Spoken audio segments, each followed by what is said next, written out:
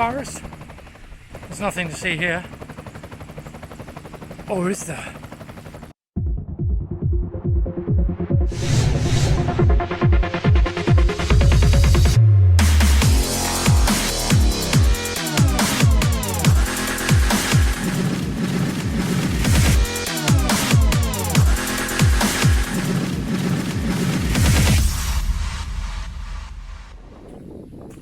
So this coronavirus, what's going on there? Well, I certainly wouldn't want to be in a city right now.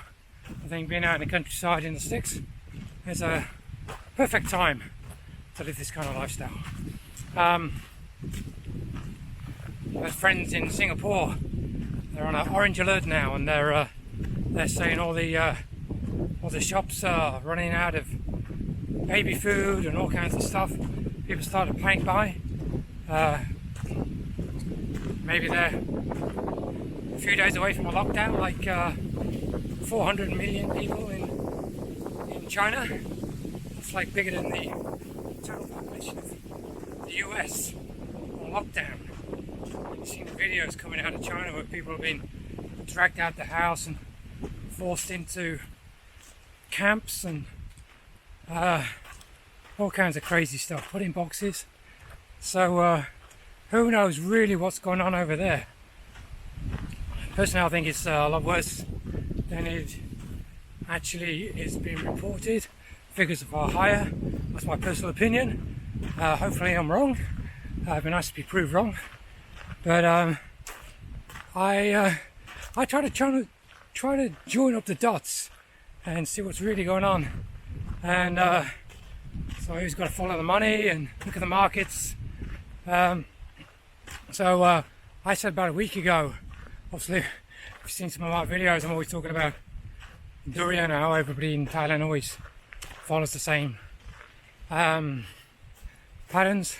So everyone's planting durian, and last year we went to the market and I was astounded by the warehouses that are just full of durian. I mean, the warehouses are only full for a very short time. You go to the market, you sell your durian, they're weighed, you're paid, and they're straight on a articulated truck and on the way to China straight away. So what most farmers do, they have contracts with suppliers in China. None of those contracts this year have been signed, apparently, from what I've been told. So these are like the big producers of durian, not just the small holders like we are. So those contracts aren't being signed. I've heard lots of contracts in China are not being signed, and they're creating they are citing act of God. So they're not honouring the contracts. So, with that being said, there's also lockdowns in 11 cities I heard. I think it's probably gone up, but I don't know the figure anymore. So all these lockdowns and the supply chains. These supply chains we have to fill our stores, make it very convenient for us to walk in the store, pick up what we want, walk out, pay, go out, is all breaking down. So cities are on lockdown, people can't get out. Supply chains are breaking down because people can't get out to work. Factories, services are all seizing up. And these supply chains are basically just like 3-day supply chains, just to the minute supply chains. So they're not they're still functioning to a degree, but not as efficiently as they used to. And there's no sign of this situation getting any better. Everywhere you look, it's actually getting worse. And so join up the dots, and without being alarmist and things like that, start preparing. You don't want to be in a situation where you have to panic. You rather take control of your situation now and start preparing. So buying a sensible amount of food, drinks, water, sanitary products, toilet rolls, all that kind of good stuff. and prepare for the worst, hope for the best. That's all we can do, because we don't really know what's going on. So that's pretty much all I've got to say on the coronavirus, actually. Today I read it has surpassed SARS in the number of deaths. The SARS ran for about 9 months. This is 29-30 days now, and it's already surpassed on the figures that we're getting out, that we're being told by mainstream media and China and all the government authorities who are there to save us. Not.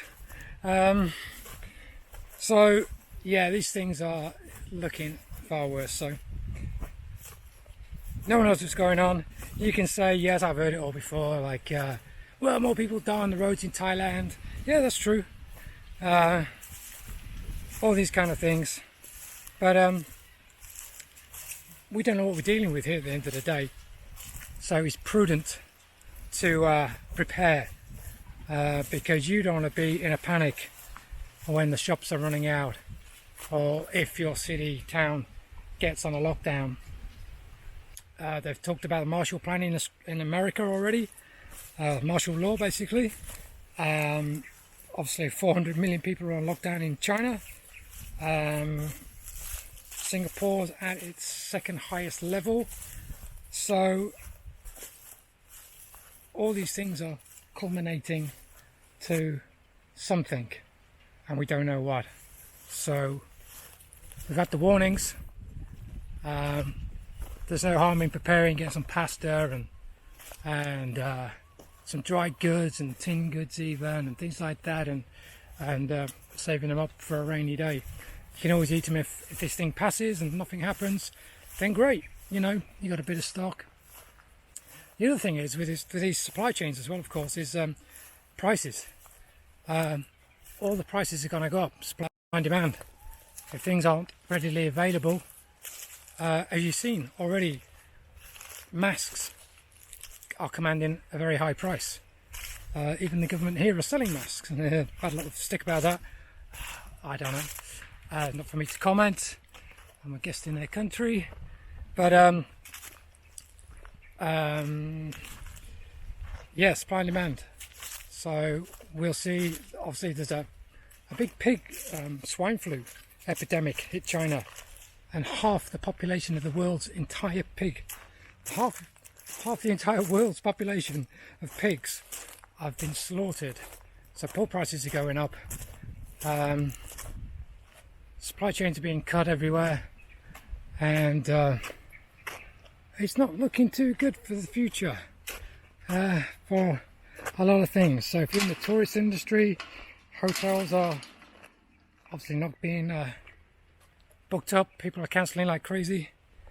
The best way you can protect yourself is just to clean your hands regularly, use sanitizers, stay away from people is the main thing, which I have no problem doing. But if you live in a big city, it's a bit harder. I've got some friends of mine who are looking at South America and getting out of Bangkok and things like that. I just don't want to be there. And I've told my family as well, stop preparing back in the UK. So hopefully it's nothing, but I don't believe the government, any government, what they say and the figures they release. There's something a lot worse going on. You can just tell by the way they're treating the situation in China that it's far worse. I mean, 800-900 people dying, that's bad enough in itself, but locking down 400 million people, building hospitals in a week or two, all these things don't kind of add up to the actions speak louder than words, let's just say that. And also, if you start looking at the figures of how it's spreading in other countries, it'll probably soon disprove the figures that are coming out of China, because they won't mirror, if we get the right information from our own other governments, of course, that's it. So that's my thoughts anyway. Just putting my thoughts in a video just for prosperity, just to record this point of our history. But we'll see what happens. As I say, all we can do is prepare for the worst, hope for the best, and be prepared. Don't panic. So if you're out there and you've seen this little video, all the best to you and your families, and have a great day. Stay safe. Take care.